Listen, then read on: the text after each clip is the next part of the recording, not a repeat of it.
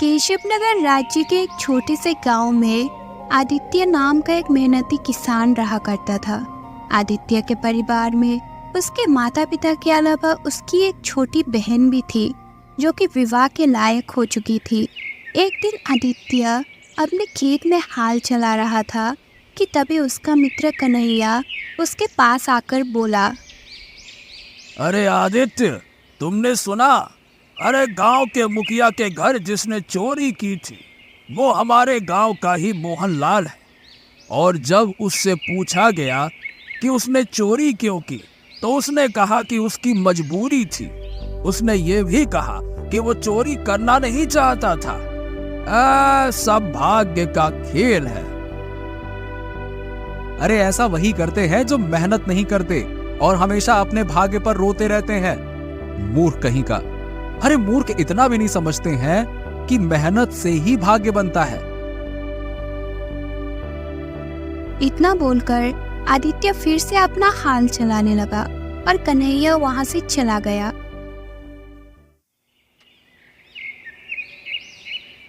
शाम को जब आदित्य अपने घर की ओर जा रहा था तभी उसके कानों में एक साधु की आवाज टकराई। वहीं रुक जाओ। आदित्य ने जैसे ही पलटकर देखा तो उसने देखा कि एक वृक्ष के नीचे एक साधु बैठे हुए उसे देखकर रहस्यमय अंदाज में मुस्कुरा रहे थे। क्या हुआ साधु महाराज, आपने मुझे क्यों पुकारा? कुछ देर पहले जब तुम अपने मित्र से बात कर रहे थे तब मैं तुम्हारे खेत के पास ही एक वृक्ष के नीचे बैठा हुआ तुम दोनों की बातें सुन रहा था। दरअसल मुझे तुम्हारी भाग्य की परिभाषा अच्छी लगी। अब कहना क्या चाहते हैं आप साधु महाराज? देखो, जिस मुखिया के घर पर जिस चोर ने चोरी की थी वो सत्य कह रहा है। उसने चोरी मजबूरी में की थी। मजबूरी हमसे हर वो काम करा लेती है जिसकी हम कल्पना भी नहीं कर सकते। उस चोर ने सही कहा था, सब भाग्य का खेल है। अब लेकिन साधु महाराज, मैं अब भी अपनी बात पर अटल हूं। इंसान अपना भाग्य अपनी मेहनत से बनाता है। जब कोई इंसान अपने जीवन में मेहनत नहीं करता तो वो सारा का सारा दोष भाग्य पर ही डाल देता है। आदित्य, मेहनत के साथ साथ इंसान का भाग्य अच्छा होना भी आवश्यक है। अगर इंसान का भाग्य अच्छा नहीं हुआ तो उसकी सारी मेहनत बेकार जाती है और उसकी सारी योजना धरी की धरी रह जाती है। अब क्षमा कीजिए साधु महाराज, लेकिन मैं इस बात पर विश्वास नहीं करता।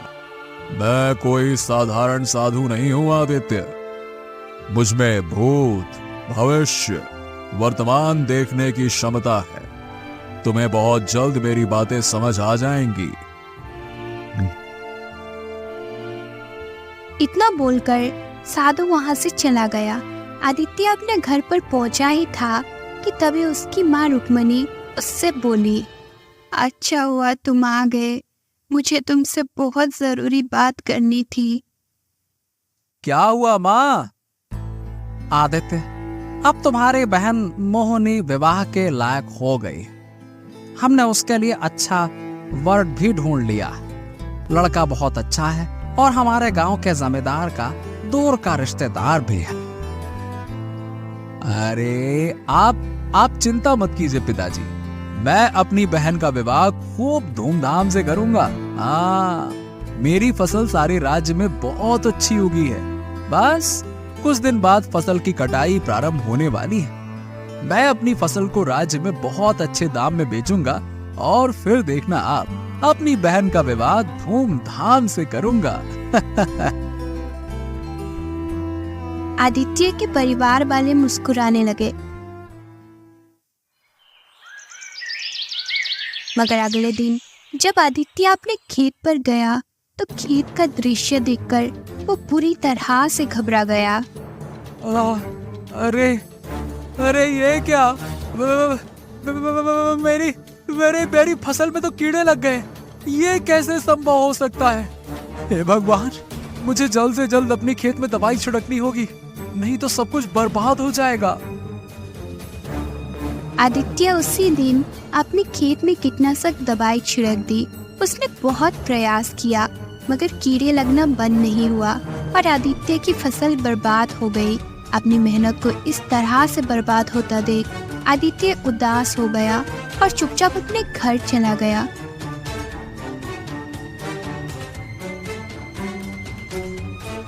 उसे उदास देखकर उसकी माँ रुक्मणी उससे बोली, क्या हुआ आदित्य, तुम उदास क्यों हो? आदित्य सारी घटना बताते हुए बोला, माँ, हमारी सारी फसल बेकार हो गई। मेरी समझ नहीं आ रहा कि अब मैं क्या करूं मैं। चिंता मत करो, तुम तो हमेशा अपने मेहनत को ही भाग्य समझते हो, तो फिर क्यों रोते हो? जाओ, जाकर जमींदार से कर्ज ले लो और केशव नगर से बीज खरीद कर ले आओ। अपनी माँ की बात सुनकर आदित्य जमींदार की हवेली पर चला गया और सारी घटना बताते हुए बोला, जमींदार साहब, मुझे बीज खरीदने के लिए कर्ज चाहिए। तो देखो आदित्य, मुझे तुम्हें कर्ज देने में कोई आपत्ति नहीं है, पर तुम तो जानते हो कि मेरा ब्याज बहुत भारी होता है। सोच लो, क्या तुम समय पर मेरा कर्ज चुका पाओगे? अब जमींदार साहब, सारा गांव जानता है कि मैं मेहनती और ईमानदार भी हूं। मुझ पर थोड़ा तो भरोसा कीजिए। हाँ, सही बात कह रहे हो, लेकिन बेटा आदित्य, क्या है ना कि भरोसा करके उधार दिया जाता है, ब्याज पर कर्ज नहीं। अगर तुम मेरा कर्ज समय पर नहीं चुका पाए तो मैं तुम्हारे खेत पर कब्जा कर लूंगा। आदित्य गहरी सोच में डूब गया क्योंकि उसके पास बीज खरीदने के लिए भी धन नहीं था। उसने अपनी सारी जमा पूंजी पिछली फसल में लगा रखी थी। कुछ देर बाद आदित्य सोचते हुए बोला, ठीक है, मुझे मंजूर है जमींदार। जमींदार ने कुछ स्वर्ण मुद्राएं आदित्य को पकड़ा दी। आदित्य स्वर्ण मुद्राएं लेकर केशव नगर गया और अच्छे बीज खरीद कर ले आया। फिर वो पूरी मेहनत से खेतों में बीज बोने लगा। कुछ महीनों में उसकी फसल पककर तैयार हो गई, मगर जैसे ही फसल की कटाई का दिन आया, आदित्य ने देखा कि उसकी फसल में फिर से कीड़े लग गए और फसल पूरी तरह से बर्बाद हो गए। ये देखकर आदित्य की आंखों में आंसू आ गए। वो रोते हुए घर आया और सारी घटना अपनी माँ को बताते हुए बोला, माँ, सारी फसल बर्बाद हो गई माँ। ऊपर से मैं जमींदार का कर्जदार भी हो गया।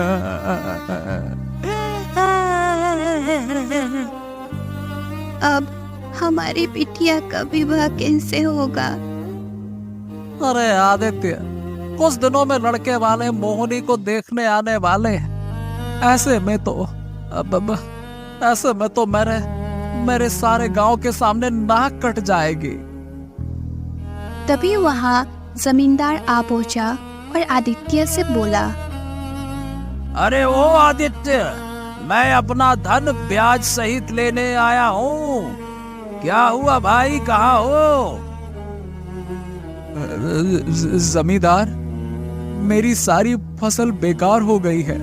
मुझे कुछ समय की मोहलत और दे दीजिए। हाँ, कुछ समय की मोहलत? ए बुड़बक, तुम्हारा दिमाग खराब हो गया है क्या? अरे सारा गांव जानता है कि मैं किसी को मोहलत नहीं देता। देख भाई, वादे के मुताबिक मैं तुम्हारे खेत पर कब्जा करता हूँ। अब अगर तुम अपना खेत छुड़ाना चाहते हो, सीधी बात है, मेरा धन ब्याज सहित लौटा दो और खेत ले जाओ। हैं? इतना बोलकर जमींदार वहां से चला गया। आदित्य के हाथ से उसका खेत भी चला गया। कुछ ही दिनों में उसके परिवार के भूखे मरने की नौबत आ गई।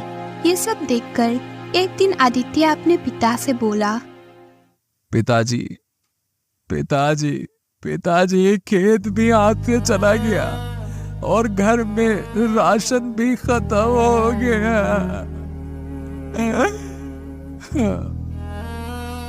बेटा, मुझे लगता है कि हमारी बिटिया का विवाह अब कभी नहीं हो पाएगा। मैंने सुना है कि केशव नगर के महाराज विक्रम बहुत ही दयालु है, तो जाकर उनसे सहायता क्यों नहीं मांगता?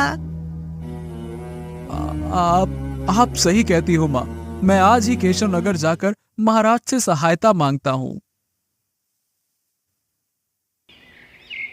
आदित्य उसी दिन केशव नगर के राजा विक्रम के महल में जाने ही वाला था, लेकिन संयोग से राजा विक्रम उसे महल के बाहर ही मिल गए।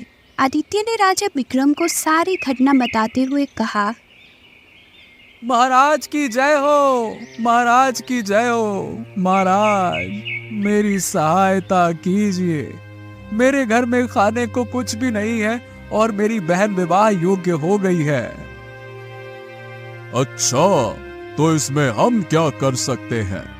तुम्हारी फसल में 2 बार कीड़े लगे हैं, जबकि आसपास के किसानों की फसल में ऐसा नहीं हुआ। इसका अर्थ ये है कि तुम्हारा भाग्य सही नहीं चल रहा है, और दूसरा ये है कि तुम झूठ बोल रहे हो। महाराज, मैं झूठ नहीं बोल रहा हूँ। मैं कैसे मान लूं कि तुम सच बोल रहे हो? मैं तुम्हारी कोई सहायता नहीं कर सकता। बात खत्म, यहाँ से जा सकते हो। राजा विक्रम की बात सुनकर आदित्य उदास हो गया और अपने गांव की ओर चल दिया। आधे रास्ते में वो एक घने वृक्ष के नीचे बैठ गया और अपने आप से बोला, पता नहीं ये मेरे सुख को किसकी नजर लग गई है। तभी आदित्य की